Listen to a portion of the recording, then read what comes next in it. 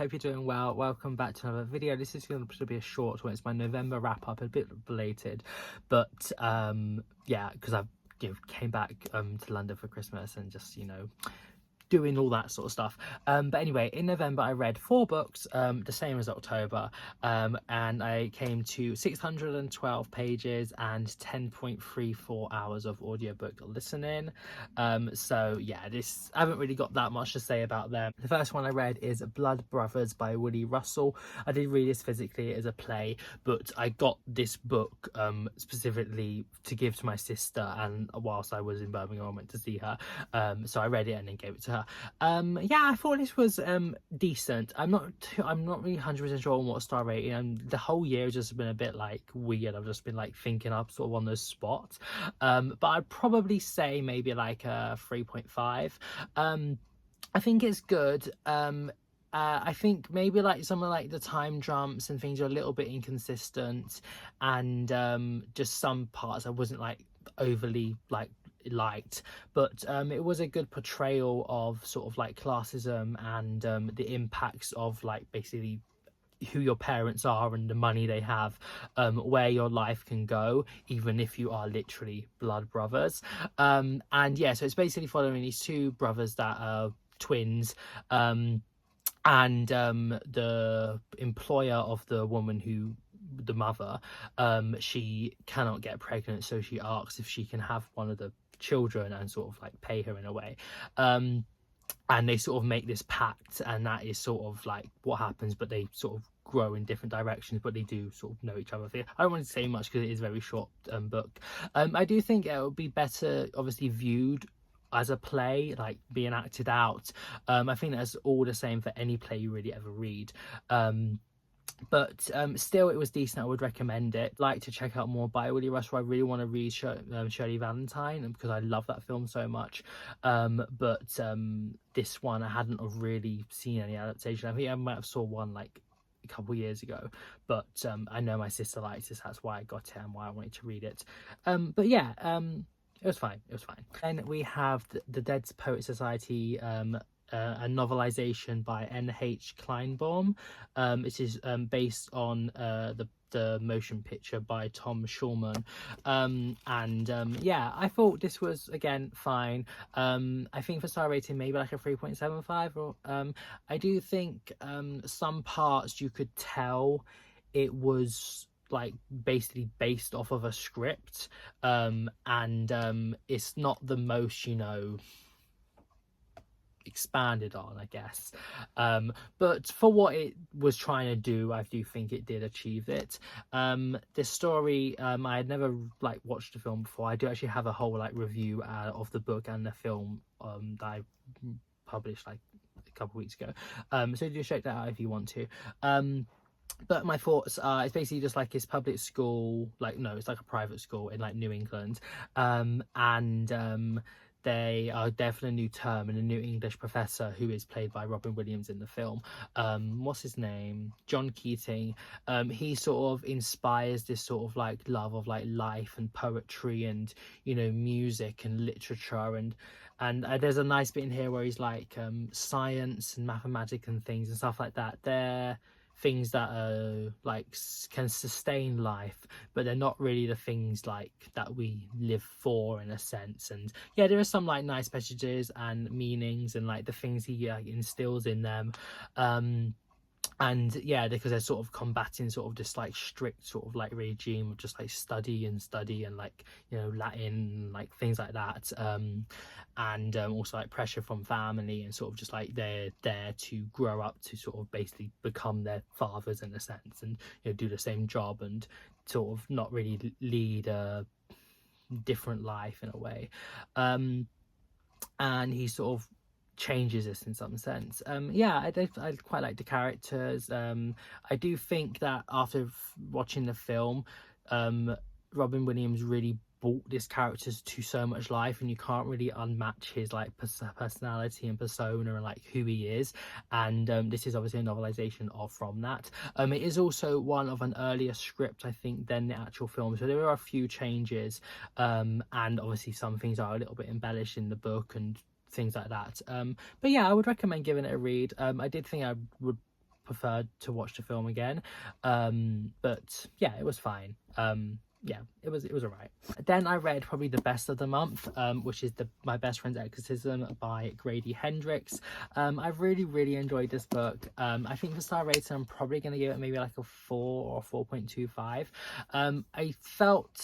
I would say my qualm, first of all, is that sort of what actually went down wasn't fully explained in a sense, and that did a little bit annoy me.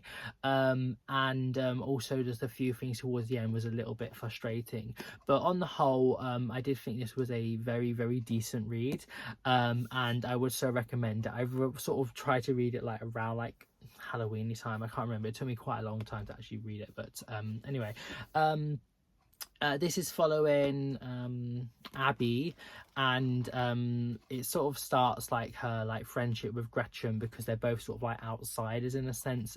Abby is sort of like from a poorer background in the town where she lives and the school she goes to, and Gretchen is from sort of like quite like a religious family, well, like her parents are anyway, and she's the new girl, I believe, and she's sort of a bit like weird and things, but they sort of start a friendship because of this.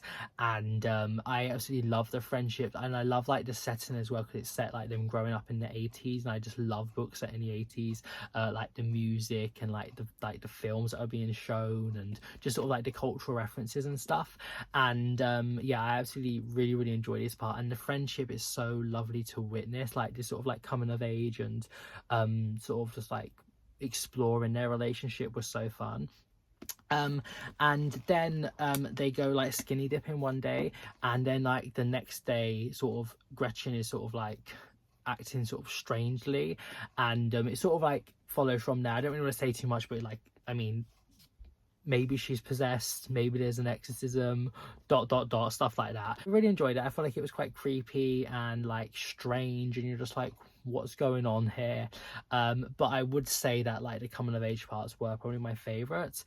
And yeah, I would really recommend this, and I would love to read more by him. I do have some more books, so I will definitely be doing so. And yeah, I just also like, it looks so nice as well. So yeah, I do have more thoughts in my, I think it's like my basically a monthly vlog video, if you do want to check that out to hear more about that book. Finally, we have The Book of Witching by CJ Cook. I read this audibly. This year has definitely been sort of like a witchy year for me. I've read a lot of witch adjacent books, I would say, books that aren't like really about witches, but like who were thought of as witches, I guess. But this is different because they are actually sort of like, there is some magical parts in this book. I think for star rating, I'm probably gonna give it a 3. Yeah, maybe. I think it was decent, and I would recommend it. It's just, it was a little bit confusing, I would say. Basically, I can't remember the names of the characters, and I literally, like, this year, quite a lot of things I've just, like, forgotten. I'm just like, I read that? Like, a book in April? I'm like, I read that? A book in, like, September? I read that? Did I? I don't remember that. It's been a weird year, to be honest, really. But anyway, that will come up in upcoming videos where I look at this year. But get back to the book, James. No more tangents. Anyway, so this girl, she is found on an island in Orkney, and she sort of has like bad like burn damage, and her boyfriend has been found like dead, and the friend that they went there with is missing, and the mother of her is sort of like trying to work out what happened, and also like the dad is sort of like they like divorced and separated and stuff, and it sort of explores their sort of relationship a bit, and that's just sort of trying to understand like what actually went down. And we do get some like backstory from the like the main character, the girl. Well, she isn't really the main character, but she's one of the main characters anyway, about sort of like what happened and like why she was there and things like that.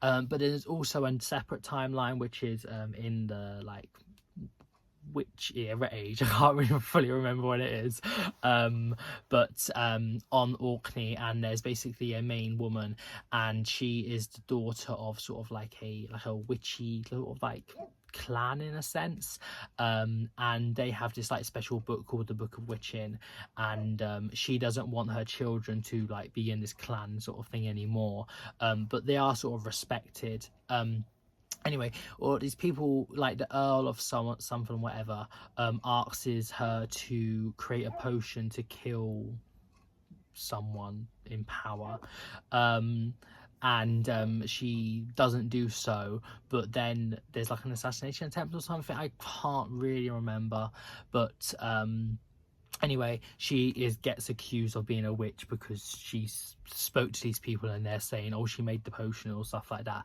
So we sort of like follow sort of like some trial-y scenes and sort of like what's going down with her and sort of like the accusations, and also like her family and like the things that sort of to make her say so and so and stuff like that. And yeah, we sort of get sort of like what went down, and yeah, I think it was fine. It was enjoyable, I would say. Well, for the most part, I was listening to this like audibly, and I don't know, I've just been like not in the best headspace like as well. So maybe that was sort of impacting some of the reading experience over the past like month or so.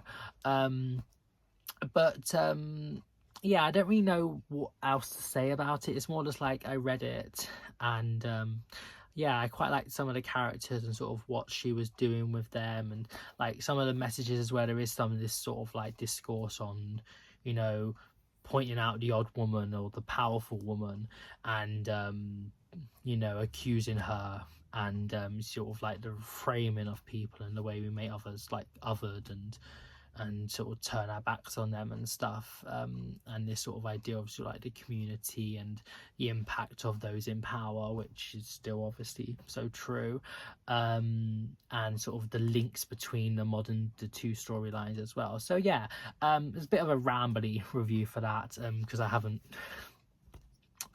put down my thoughts. But anyway, that's my November wrap up.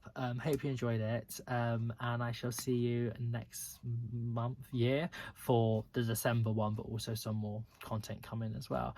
I plan to post this on Christmas Eve, so if you celebrate, happy Christmas everybody, and I shall see you very soon. Have a nice morning, even though wherever you are in the world. Bye.